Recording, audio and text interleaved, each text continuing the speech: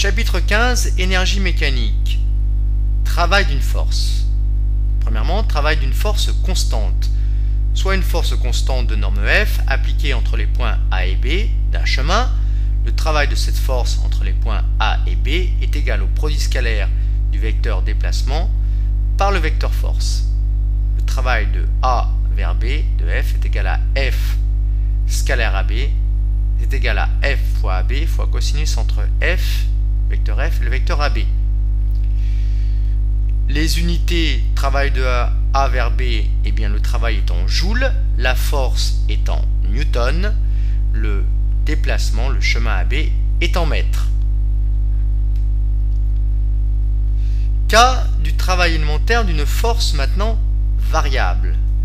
On considère une force variable au cours du chemin AB.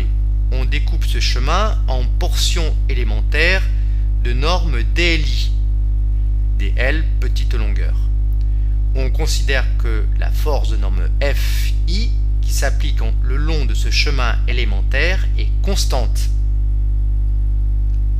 Le travail élémentaire dWi de la force Fi le long du chemin élémentaire est dWi F est égal à Fi scalaire dLi égale Fi fois dLi fois cosinus entre ces deux vecteurs Fi et dLi. Si maintenant on cherche à trouver le travail de A vers B, eh bien ce sera la somme de tous ces travaux élémentaires dWi. Alors comment est-ce qu'on calcule la somme de tous ces travaux? Eh bien pour déterminer la valeur totale du travail le long du chemin AB, il faut faire la somme des travaux élémentaires dWi. Cette somme est déterminée par un calcul intégral. Le travail d'une force non constante le long du chemin AB est égal à l'intégrale du produit scalaire du vecteur force par le vecteur déplacement élémentaire. Travail de A vers B est égal à l'intégrale de A vers B de Fi scalaire dLi, et Fi scalaire dLi est égal à Fi fois dLi fois cosinus entre Fi et dLi. Pas de panique, en terminale, on vous demande rarement de faire des calculs intégrales. En physique, ce n'est pas tellement au programme. Travail d'une force exercée à l'extrémité d'un ressort, force non constante. La force de rappel du ressort est F' égale F'x fois I égale moins KXI. La force exercée par l'opérateur est, d'après le principe d'interaction, l'opposé, c'est-à-dire Fxi, c'est-à-dire KXI. Le chemin élémentaire de long de l'axe OX est dx, petite variation de x fois le vecteur i. Le travail d'une force appliquée à l'extrémité du ressort, d'une position initiale du ressort xi à une position finale xf est, donc cette force Fx i scalaire le petit chemin élémentaire dxi, i scalaire i est égal à 1, donc ça nous fait intégrale de xi à xf kx dx. On prend la primitive de kx qui est 1 demi de kx carré. Les bornes d'intégration sont donc de xi à xf, ce qui nous fait 1 demi de kxf carré moins 1 demi de kxi carré. On retrouve cette expression. Le travail est en joules, l'abscisse est en mètres, K raideur du ressort en newton par mètre. Alors comment est-ce qu'on peut visualiser ce travail? Eh bien, prenons un travail élémentaire dW. Ce travail élémentaire est égal à Kx fois dx. Kx fois dx représente cette petite aire hachurée. Donc, quand on fait la somme de toutes ces petites aires hachurées, on trouve l'aire grand A, ici. Donc le travail de la force exercée par le ressort de l'abscisse xi à xf correspond à une aire représentée sur ce schéma. Énergie potentielle élastique d'un ressort. Premièrement, définition. Lorsqu'un ressort possède une élongation x, il emmagasine une énergie potentielle élastique. L'énergie potentielle élastique d'un ressort de raideur k soumis à une élongation x est énergie potentielle élastique égale kx carré divisé par 2. Les unités, l'énergie potentielle élastique est en joules, comme toute énergie, unité légale, la raideur K du ressort en newton par mètre et l'allongement en mètres. A noter que plus le ressort est raide, plus il acquiert une énergie potentielle élastique et plus l'allongement est important, plus l'énergie potentielle élastique est importante. Par convention, à une élongation x égale 0 correspond donc une énergie potentielle élastique nulle. Variation d'énergie potentielle élastique. Sous l'action du travail d'une force extérieure, l'élongation du ressort varie de xi à xf. La variation d'énergie potentielle est égale au travail de la force extérieure. Delta EP égale EPE final moins EPE initial, ce qui nous fait 1 demi de kxf carré moins 1 demi de kxi carré. C'est égal au travail de l'opérateur comme nous l'avons vu précédemment.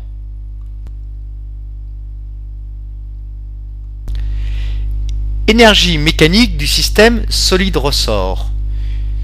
Observons les variations d'énergie au cours du temps pour un système solide-ressort horizontal. L'énergie mécanique est la somme de l'énergie cinétique plus de l'énergie potentielle élastique. À t égale 0, l'allongement x était maximum. Qu'est-ce qui est maximum à ce moment-là? Eh bien, c'est l'énergie potentielle élastique, puisque 1 demi de kx max carré est maximum. L'énergie cinétique est nulle. Pourquoi? Eh bien, parce que la vitesse que nous voyons sur cette courbe est nulle. Or, l'énergie cinétique est égale à 1 demi de mv au carré. Puis, l'élongation x diminue. Quand elle est nulle, cette élongation, eh bien, l'énergie potentielle, que vaut-elle? Élastique, eh bien, elle est nulle. 1 demi de k x carré, ça fait 1 demi de k fois 0 carré, ben, c'est nul. Par contre, la vitesse, elle, est maximum. Ici, on observe un minima concernant évidemment l'abscisse de V, mais sa norme est maximum. Et ainsi de suite. Donc finalement, dans ce système masse-ressort, on a conversion d'énergie cinétique en énergie potentielle élastique et inversement.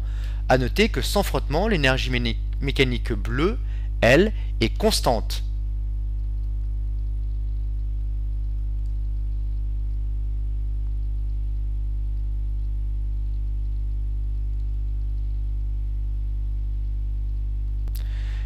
L'énergie mécanique EM du système masse-ressort est égale à la somme de l'énergie potentielle élastique EPE, de l'énergie potentielle de pesanteur EPP et de l'énergie cinétique EC. L'énergie potentielle est nulle du fait du niveau Z0 de référence d'altitude choisi. On élimine par conséquent l'énergie potentielle de pesanteur. Il nous reste donc l'énergie cinétique et l'énergie potentielle élastique. Dans le cas d'oscillation libre sans frottement, cette énergie mécanique est constante au cours du temps. Elle est égale à 1 demi de mv carré plus 1 demi de kx carré. Comme elle est constante, eh bien, elle est égale à l'énergie potentielle maximum, élastique, qui vaut 1 demi de kxm carré. Et elle est également égale à l'énergie cinétique maximum, qui vaut 1 demi de mv carré max. L'énergie mécanique est une somme d'énergie, donc elle est en joules. La raideur K du ressort en newton par mètre. Xm, l'amplitude des oscillations en mètres. La masse du solide en kilogrammes. L'élongation du solide en mètres. Et la vitesse du solide en mètres par seconde. On rappelle ces deux cas particuliers. Quand x égale xm, x max, l'énergie potentielle élastique est maximum. Elle est égale à l'énergie mécanique totale. 1 demi de kxm carré. Et l'énergie cinétique, elle, à ce moment-là, est nulle. La vitesse du solide est nulle. Quand l'élongation est nulle, pas d'énergie potentielle élastique. L'énergie mécanique vaut à ce moment-là l'énergie cinétique maximum, 1 demi de mv carré max. Projectile dans un champ de pesanteur. Cas de la chute libre. Je vous rappelle que la chute libre est une chute sans frottement dans un champ de pesanteur. Le solide va être envoyé ici d'une certaine hauteur avec une certaine vitesse qui est indiquée dans ces paramètres. On démarre. on voit qu'ici, le solide monte. Donc comme il monte, il gagne de l'énergie potentielle et en même temps, il perd de l'énergie cinétique. Redémarrons. Vous voyez que l'énergie cinétique diminue, l'énergie potentielle de pesanteur augmente.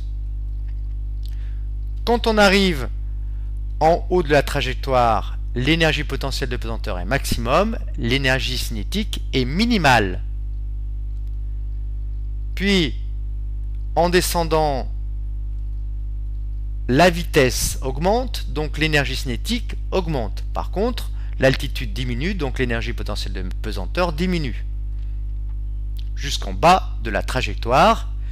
Évidemment, quand le solide arrive en bas de la trajectoire, sa vitesse est maximum, donc l'énergie cinétique est maximale. Par contre, l'énergie potentielle va tendre vers 0, et quand z égale 0, l'énergie potentielle de pesanteur est nulle. Reprenons et regardons comment évolue l'énergie totale. Eh bien, cette énergie totale, la somme des deux énergies, est constante. En effet, il n'y a pas de frottement. S'il y avait des frottements, on perdrait une partie de l'énergie totale. Soit un solide de masse m animé d'une vitesse v, situé à une altitude z dans un champ de pesanteur d'intensité g, l'altitude de référence est notée z0. Il effectue un mouvement sans frottement à accélération constante, il n'est donc soumis qu'à une seule force, son poids. Il est animé d'une vitesse initiale vi, d'une altitude initiale zi. Son énergie mécanique se conserve, elle est égale à la somme de son énergie cinétique et potentielle de pesanteur à chaque instant. Et donc, évidemment, à l'instant initial et à l'instant final. L'énergie mécanique à l'instant t égale l'énergie potentielle de pesanteur à l'instant t plus l'énergie cinétique à l'instant t. mg facteur de z moins z0 plus mv carré sur 2. Elle est égale à l'énergie mécanique initiale, puisqu'à chaque instant je peux dire, eh bien, pourquoi pas l'énergie mécanique initiale, et puis l'énergie mécanique à t final. Les énergies sont en joules, la masse en kilogrammes, les altitudes en mètres et la vitesse en mètres secondes moins 1. Mouvement avec frottement. Dans le cas d'un mouvement s'effectuant avec frottement, l'énergie mécanique diminue. Observons sur cette animation, même s'il ne s'agit pas d'un mouvement dans un champ de pesanteur, mais d'un mouvement concernant un système masse-ressort. Nous avons réglé un coefficient de frottement de 0,044 système international. Bien, nous observons maintenant comment évolue l'énergie mécanique. L'énergie mécanique en bleu diminue au cours du temps. En effet, les frottements diminuent l'amplitude et la vitesse maximum au cours du temps. Au bout d'un certain temps, eh bien, le solide va s'arrêter, il ne possédera donc plus ni d'énergie cinétique, ni d'énergie potentielle élastique. Dans le cas d'un mouvement s'effectuant avec frottement, l'énergie mécanique donc diminue. Une partie de cette énergie est dissipée sous forme de chaleur. Considérons un mouvement dans un champ de pesanteur terrestre avec frottement. La variation d'énergie mécanique est égale au travail des forces de frottement. Donc variation d'énergie mécanique delta EM égale travail des forces de frottement.